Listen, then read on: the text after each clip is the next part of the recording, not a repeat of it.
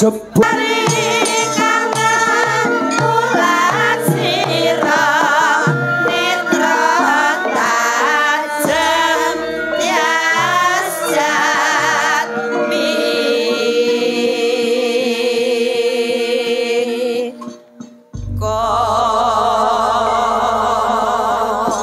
kunduk limbuk ana dawuhmu apa mak wajib ngucapke syukur alhamdulillah aku lan kowe bisa kasembadan sowan ana ngarsane warga masyarakat ing desa Kemiri Gedhe Kecamatan Kesamben Kabupaten Blitar Jawa Timur kene yo nduk iya mak melu bungah ing atase awake dhewe mung limbuk cangik saka pinggir segara Pantura kono iso sowan rene iki ujub kabule apa agenda rutin pendak tahun para warga ageng ing desa Kemiri Gedhe kene ngunjukke rasa syukur ana ngarsane Gusti Allah taala ya kuwi ngadani adicara merti desa utawa bersih desa ana sing aranani sedekah bumi ana sing aranani sedekah bumi ngono sumurpaya nek bersih desa utawa sedekah bumi utawa merti desa kuwi adat istiadat warisane para simbah-simbah biyen warisane para leluhur-leluhur biyen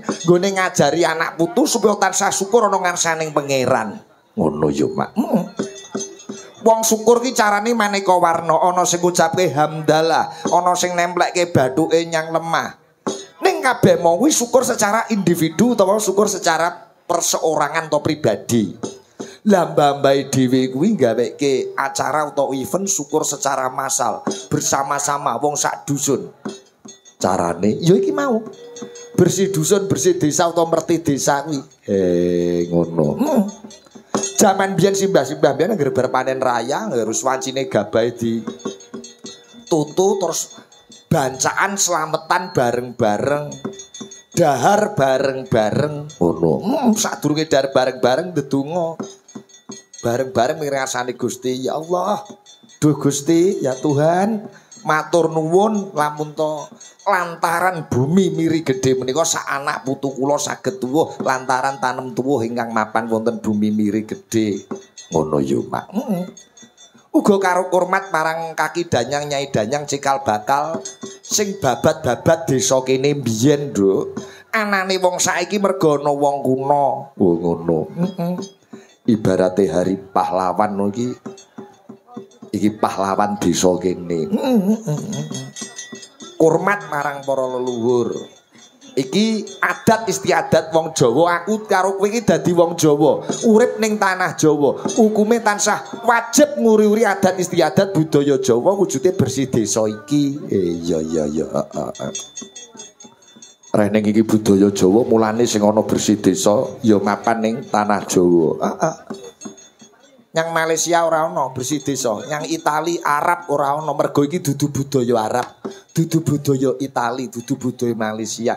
Ning budayane wong Jawa, tinggalane para simbah-simbah biyen supaya anak putu padha rumaket, padha supeket, anggone padha rukun. Mergo nilai-nilai kegotong royongan, nilai-nilai persatuan kebersamaan ya mapan ana acara iki. Ngono. Sing maune sibuk dengan agenda pribadi masing-masing bareng ana acara bersih desa.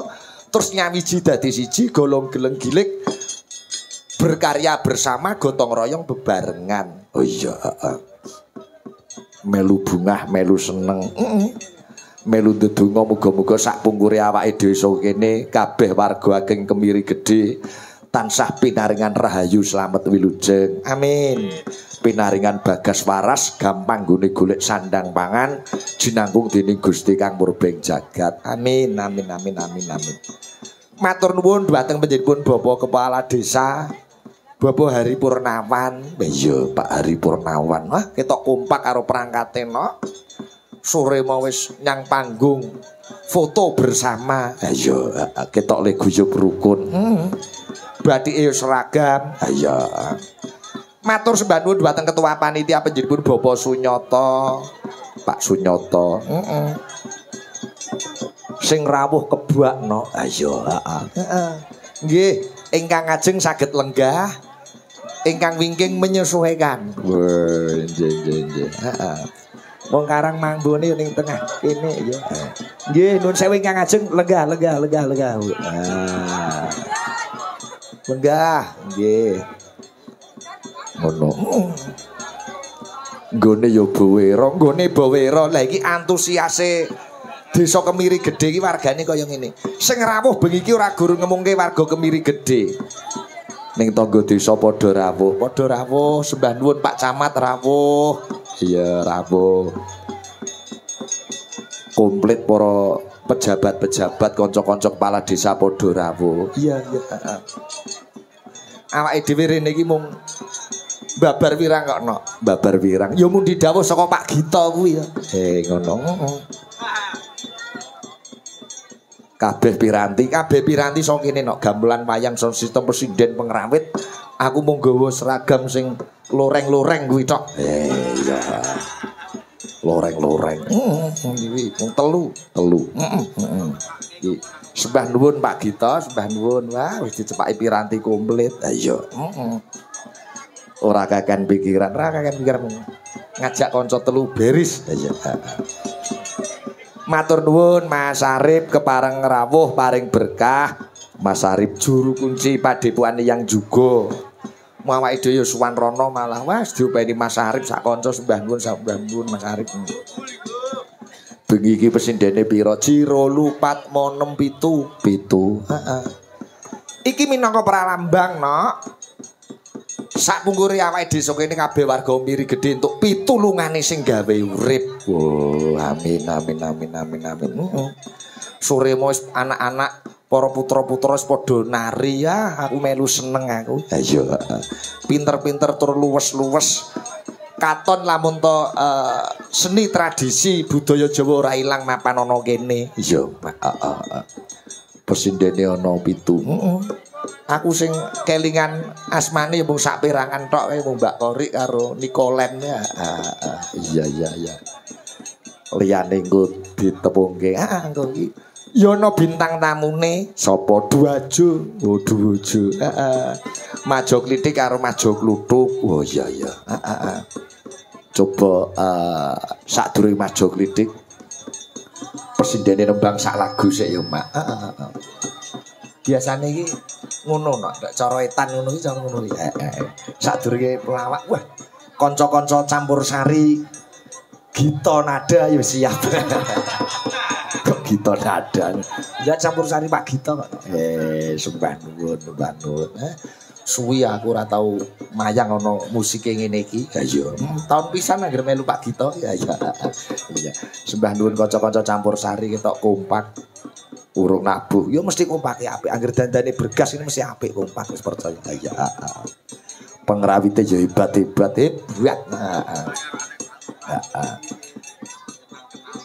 Sing diaturi nembang sapa? Wiwitane nok sing rada mat-matan sing halus-halusan karo ngenteni Duojo ben ngrampuke dandan. Heeh. Iya, Mbak Kori Sinom. Nikolen yo iso Mbak Kori iso walah ya. Kuwi piye angger presiden kok meet in saka Jawa Timur. Wis. Ngeri. Sudah lu Mbak Kori. Wilujeng dalu Pak Sigit. Pripun kabare, Mbak? Alhamdulillah sae sehat. Nggih niku sehat niku sing diarep-arep. Sehat tur waras lho, Mbak. Waras alhamdulillah Pak Sigit. Sok kala mangsa akeh wong sehat tur ora waras. Esuk mlakune pinggir dalan ora klamben. Nggih. Ning awake dhewe kudu berguru karo sing sok ora waras. Ngopo kok ora klamben, ora masuk angin, ora tau kerokan kok sia terus. Ternyata peredaran darah beliau-beliau itu lancar. Nggih. Ngopo kok peredaran darah lancar? Mergo ndablek. Kunci sehat itu peredaran darah lancar. Mergo nek wong kok kakean susah, kakean gelisah, mikir, nesu terus ora mongso getih iki mandeg ning pilingan kene jendol terus dadi migrain. Nggih, Kak Sigit. Tok sumbering lelara kuwi peredaran darah ora lancar. Peredaran darah ora lancar mergo atine ora seneng. Mula sok kala mongso kurun waktu seminggu ki ndablek korong dina. Dadi dirasani tanggane ya cuek, diunek-unekke kancane ya wis arah sak digagas. Ngoten. Ngono ya, Mak. Angger peredaran darah lancar iki atine seneng. Iya, wis percaya karo sing gawe urip. Ngono. Wong imane kandel karo tipis niku ketara kok Mbak Kori. Nggih. Pripun Pak Sigit? Imane karo sing gawe urip, imane karo sing gawe urip kok tipis niku wong uripe susah terus. Nggih. Ngeluh ngoten nggih. Ngeluh, susah. niku tenan niku. Ora tau gembira. Nggih. Kaya ora percaya karo daya kekuatane sing gawe urip. Beda nek wong sing imane kandel. Sithik-sithik guyu, sithik-sithik guyu mergo uripe wis dijamin karo sing gawe urip. Nggih. Sing demung niku imane kandel banget niku. Bungah niku. Niku mawon Pak Sigit. Lah nggih niku percaya aku wis sehat. Pasrah lillahi taala ana ngarsane sing urip pun kowe kon nderek dawuh panjenengan Gusti. Wo ada peristiwa apapun dihadapi dengan senyuman. Selalu tersenyum ya Pak Sigit. Selalu tersenyum. Ning guyu aja kerep-kerep ora sapa-sapa guyu karo sapa-sapa guyu dikira kentir edan. Nggih. Pak Sigit sehat nggih? Pangestune sehat. Kok kaya ora pati percaya nek aku nek waras ya. Percados kawit riyen sampai sakniki nggih. Pak Sigit mboten tua-tua nggih ngoten niku. Panggah ketok enom. Wingi dilapori anak kula Pak Bar disini Mbak Kori ya nggih. Nggih. Nyun berkahipun sinom Mbak. Nggih Pak Sigit. Nggih. Mbak Kori. Tak kira biyen hafal Al-Qur'an, tak kira Qori'ah. Nggih saged ngaji cuma mboten hafal. Iya.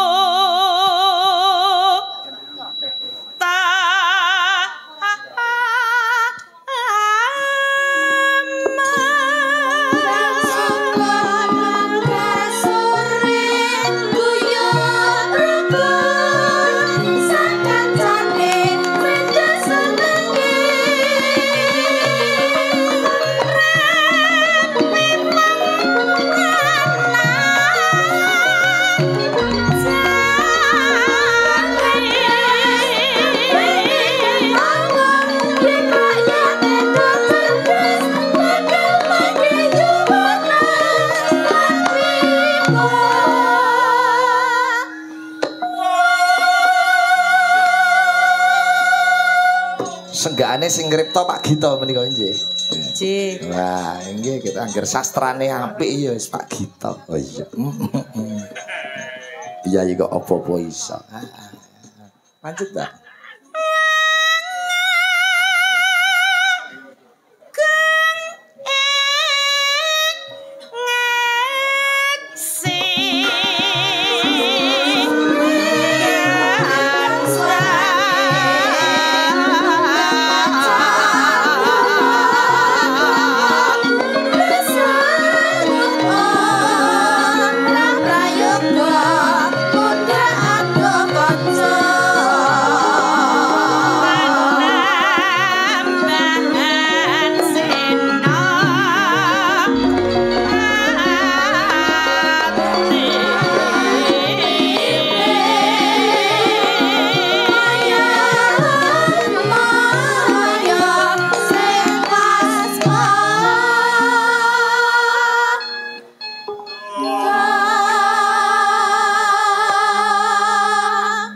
Kori kebiyen nganti saiki ya ora berubah awet enom.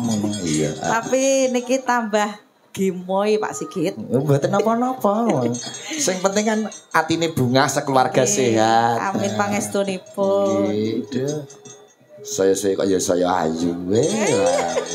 Pripun gelungan kula Pak Sigit? Oh, pun sae niki. Sae. Kula emut panjenengan Mbak Kori. Gelungamu kurang gede. Iya.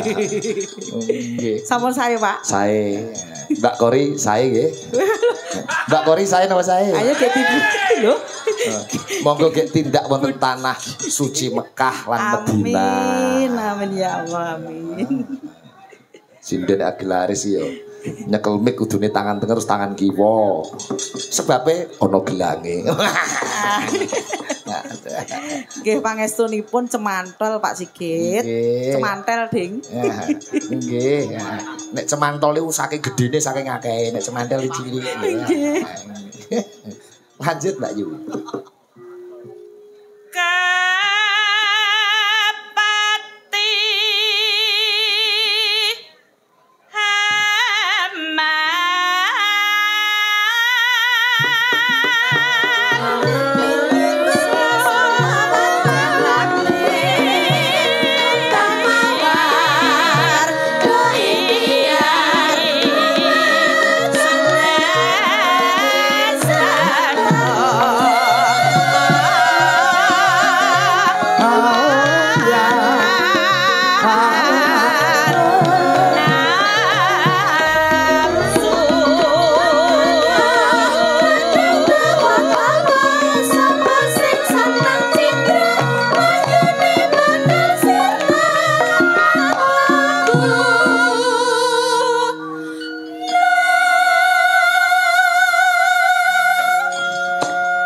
Persindene kompak-kompak we anak asuhe Pak Gito ki apik-apik.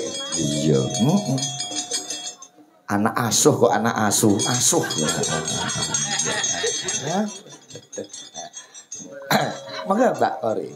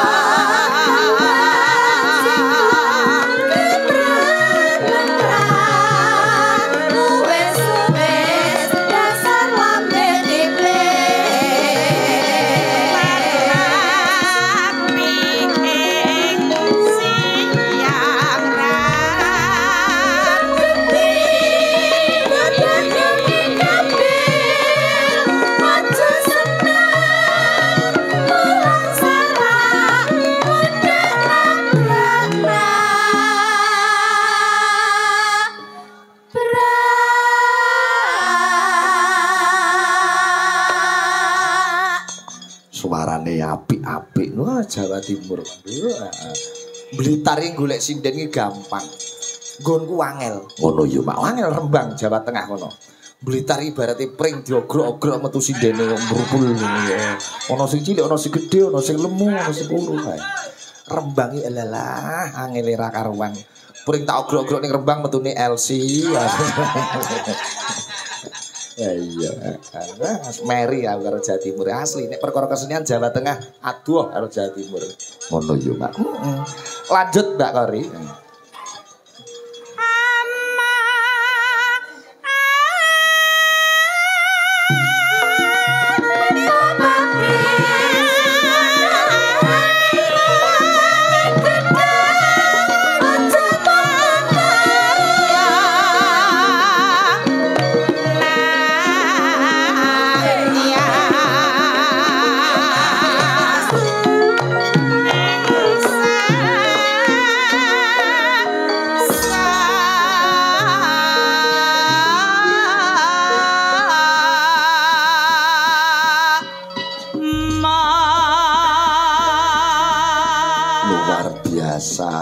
Swantene isih ajeg nggih.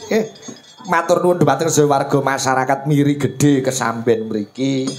Ewadene sampun wah kompak sanget. Kompak. Iki wah guyub rukun le urunan nganti do nyenengne. Iya Pak.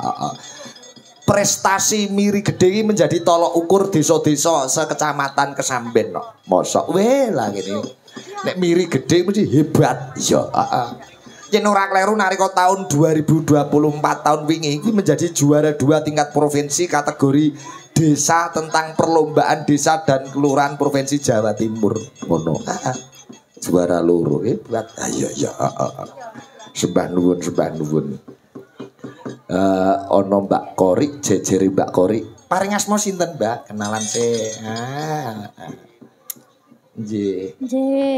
Sapangaken nami kula Dinda. Dinda. Nggih. Seneng aku. Pesinden nyekel mic pertama didoni sik. Ben lunyu ya, Bang ya. Ben licin. Oh iya. Iya. Mbak Dinda dalemipun pundi? Kula dalemipun mlingi. Oh mlingi. Nggih. Putrane pun pinten Mbak Dinda? Dereng, Pak. Oh, nggih. Dereng kagungan garwa napa? Sampun. Dereng.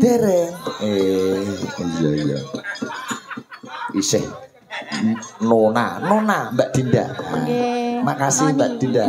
Nggih. Carane cah lanang ngerti kuwi di bojo purung ya ngono kuwi langsung tang putrane pinten ngono kuwi. Ngono. Ketoke pertama sopan santun. Jejere Mbak Dinda tengene. Nah, iki rada galak ketoke nduk ati-ati nduk ya. Wilujeng dalu, Pak. Dalu, Mbak. Nggih, nderek tepang Lady Wano. Nggih. Kula Putri. Nggih. Putri sinten? Putri Dian Kusumaning Tias. Oh, Putri Dian Kusumaning Tias. Dalamipun Mbak Putri pundi? Kula Gandusari Blitar kemawon. Gandusari Blitar kemawon. Nggih. Sampun kagungan garwa? Dereng. Jojo ngapusi mengke. Mboten, Pak. Mboten. Oh, nggih. Matur nuwun Mbak Dinda. Jejere. Mbak sapa iki jenenge? Mbak Putri. Alah yo aku pancen.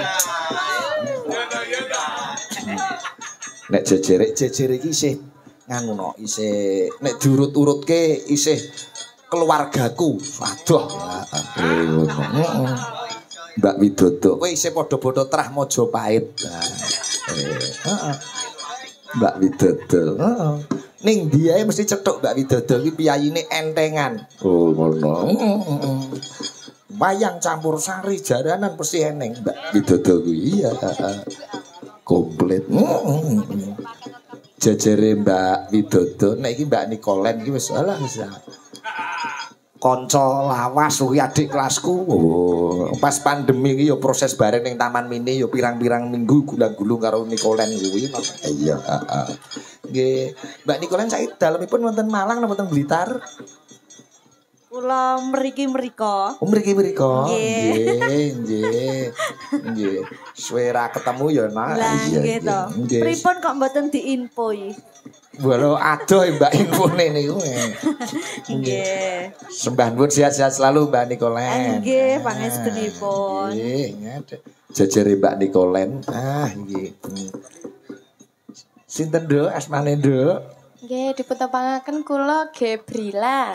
Gebrila? Nggih. Oh, wah, cah anyar iki cah. Kelahiran tahun pinten to jenenge Gebrila? 2007. Oh, alah yo. Ya. Gebrila sinten? Nggih, Gebrila Flori Arnanta. Gebrila Flori Ananta. Nggih. Nggih, Gebrila itu artinya apa? Malaikat. Nggih, malaikat. Wah, medeni wong iki. Ning malaikat pembawa wahyu. Gebrila. Oh, ngono. Nek cara Jawa Jabarala ngono kae. Nama panggilannya Mbak Gebril. Nggih, Gebril. Rumahnya mana Mbak Gebril? Kula Poh Gajih Selorjo. Oh, Selorjo. Nggih. Tesih sekolah napa pun lulus? Nembe lulus niki. Lulus SMA. Nggih, lulus SMA. Badhe kuliah. Nggih. Wonten Malang. Nggih. Oh, nggih, sukses selalu Mbak. Amin. Nggih. S1 nanti S2 ya. Nggih, amin. Pangestunipun. Nyinden boleh tapi kuliah menjadi utama. Walaupun tujuannya kuliah iki ora nggo golek apa gawean iki ora. Sok kalau mongso wong sekolah iki nggo tujuane nggo golek gawean kuwi salah. Sekolah iki nggo golek ilmu ngono. Nek ngilmune wis jangkep Gusti Allah paring dalan dhewe nggo menehi gaweane ngono. Nggih, Pak. Jadi aja nganti salah konsep kuliah kok nggo golek gawean salah. Kuliah iki tujuane siji nyenengke wong tuwa, loro golek ngilmu ngono. Iya no. Wong tua harus disenengke atine. Apapun yang terjadi orang tua kudu dibuat senang, kudu digawe bunga men sehat. Lah niku matur nuwun Mbak Gebril. Pinggir piyambak menika sinten? Wah iki bibit unggul. Urung nyuwara aku ngerti nek iki sampean kondang gitu ben ya. Kusung dalu jangek blimbuk. Dalu. Dipuntepangaken kula Diva. Oh Diva. Oh jenenge tok wis kaya penyanyi wis terkenal Diva. Diva sinten, Dok? Diva Dwirianti. Diva Dwirianti dalemipun Nglegok. sekolah terus Sekolah. kelas Kalih SMA. Loro SMA. Oh, iya ta iso sekolah. Jeng ben cita-citane dadi napa? Jadi orang, Pak. Oh iya, dadi orang mosok arep dadi gendruwo. Napa nggih? Nggih, lha iki bocah lugu lho urung duwe cita-cita iki ngene iki. Sampeyan pengen kuliah? Nggih. Kuliah fakultas napa jurusane? Pengennya pendidikan bahasa Jawa. Oh, pengen jadi guru bahasa Jawa. Nggih. Oh, sip. Walaupun tidak jadi guru tapi menguasai budaya Jawa. Nggih. Apal aksara Jawa? Hafal. Hono caraka enten pinten? Enten Hanacaraka, Data Sawala, Pada Jayanya, Maka Batangah. Ada 20. Salah. Pinten to, Pak? Hono caraka ono pira, Mama? Hanacaraka. Ada 4. Kan Hanacaraka. Ono 5. Hono caraka. Oh iya, Ding. Alah, Pak. Kok 20 Hono caraka niku enten 5. Nggih. Data Sawala ora tak takonke mung Hono caraka tok. Siap. Nek aksara Jawa jumlahe enten 20. Lah wong Jawa niku niki termasuk pelajaran dasar kudu ngerti wong Jawa kok ora ngerti aksara Jawa niku lha yo piye gitu. Urip ning tanah Jawa jare suku Jawa. Aksara Jawa enten pinten? 20. Nek Hono caraka 5. Heeh. Nek 20 aksara Jawa 20 dijukuk 9 kari pira?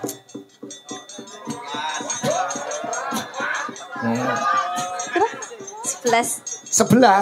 Salah. Bapak jenengan mesti ngoten niku lho, tidak sama.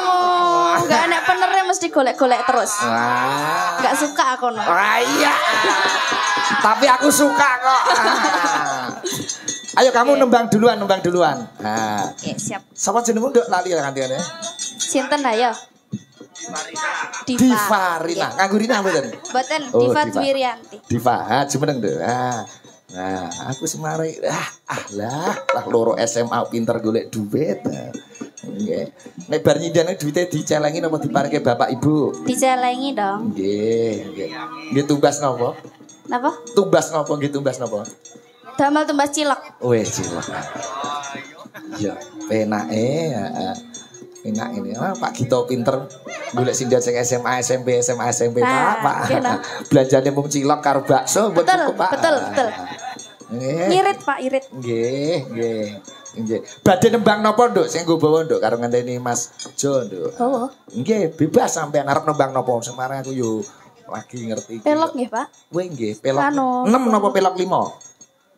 6 kata saya. 6 abang apa 6 ireng? Alah, Pak. Setia tuhu. Oh, setia tuhu. Ya. Iki mentale wis dadi. Tak titeni anggar presiden kok bathuke nonong iki mesti kendel. Tiada tanding. Tiada tanding. Nggih niki wonten Bukia nggih. Oh, nggih sembah Gali. Oh, sindene Mas Rudi guru miyen nggih. Kula wis mampir ning dalem Kagarengan sik mau sore mau ngopi ning kana. Healing jenengan, Pak. Healing. Pak Rudi teng juga. Nggih. Lho kok ngerti wae kowe? Nah. Lho pun jenengan ngendikan kok. Oh iya, Ding. Oh iya, Ding. Coba dibawani, Nduk, Diva.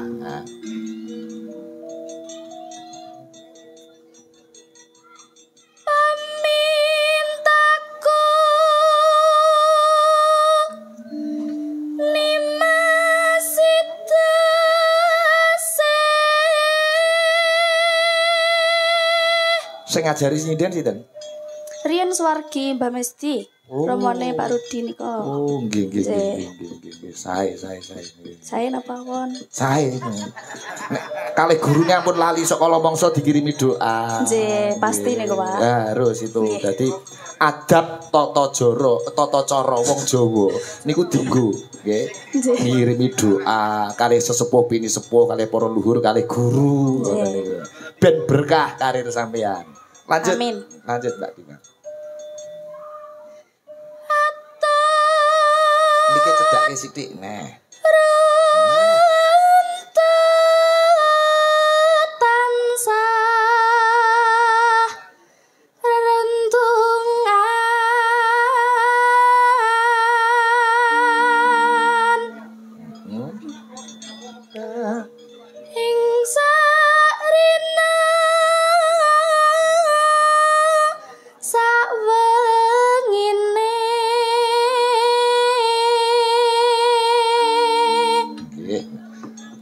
sawengine. Katanya tulisannya SAK tapi macane sawengine ngoten penake nggih. Soale paten nggih.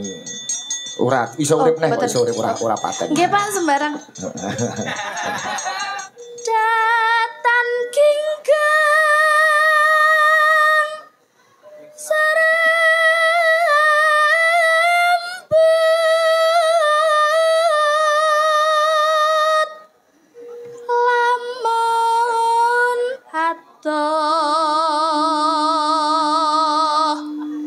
caketing ati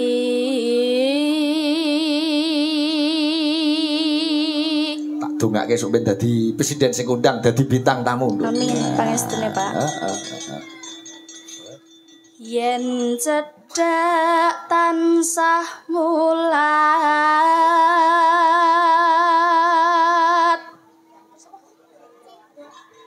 sita asih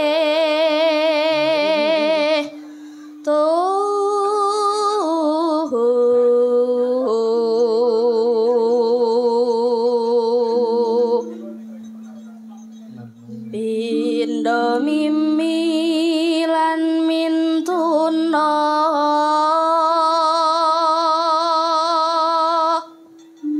hayo bareng nimas hana tepi wajib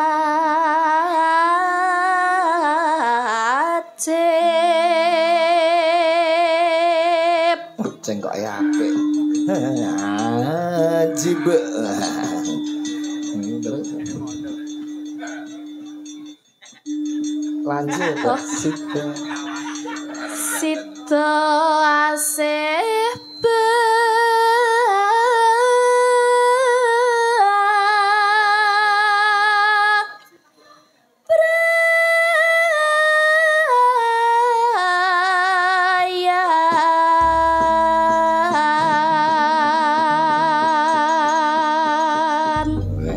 Bapak Ibu tasih sugeng nggih? Tasih alhamdulillah. Wajib bersyukur.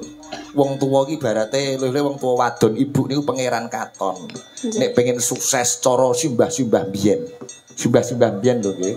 Mbah biyen pendak weton sampean dipasani lho, Diva, nggih. Wetone napa sampean? Badan jenengan pasani Pak. Ora sing poso ya kowe kok. Oh, kok aku masani. Kula mesti poso kok. Heeh, wetone napa wetone? Ora ngojo dadi wong Jawa ora ngerti wetone. Ngertos Jumah Kliwon. Weh, lah iki. Wis.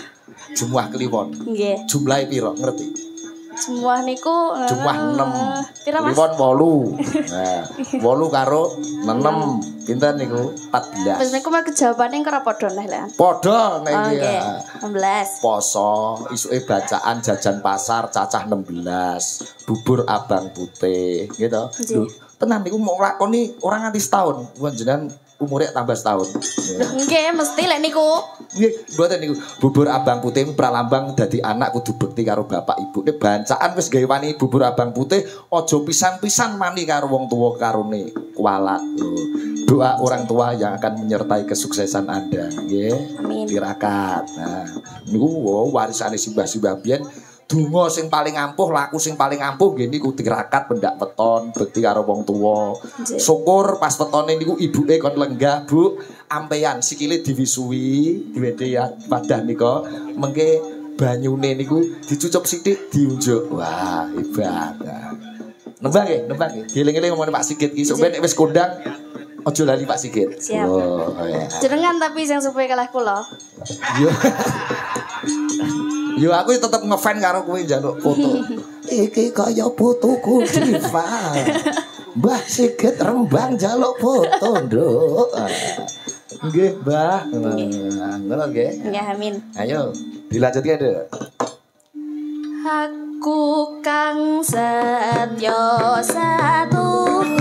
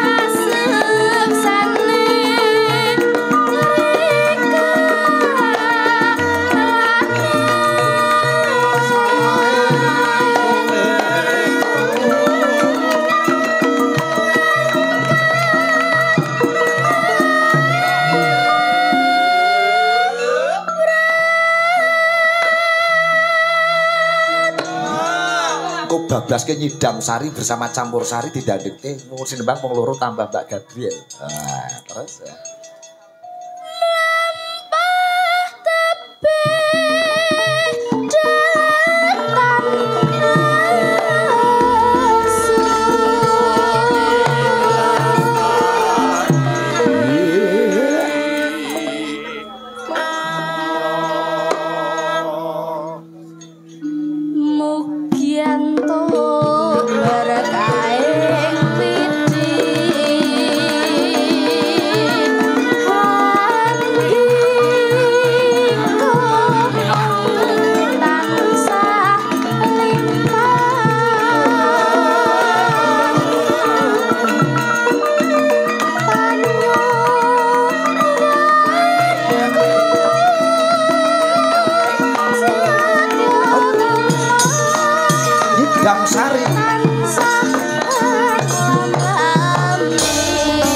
Berdua